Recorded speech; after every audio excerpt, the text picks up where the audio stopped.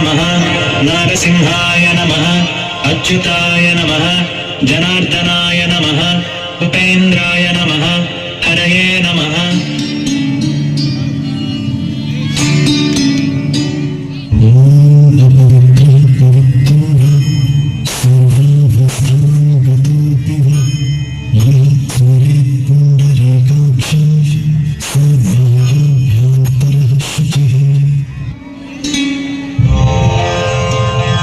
केशवाय स्वाहा नारायणाय स्वाहा माधवाय स्वाहा गोविन्दाय नमः।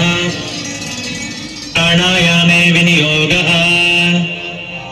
ॐ भूः ॐ भुवः ॐ सुवः ॐ महः ॐ जनः ॐ तपः ॐ सत्यम् ॐ तत्सवितुर्वरेण्यं भर्गो देवस्य धीमहि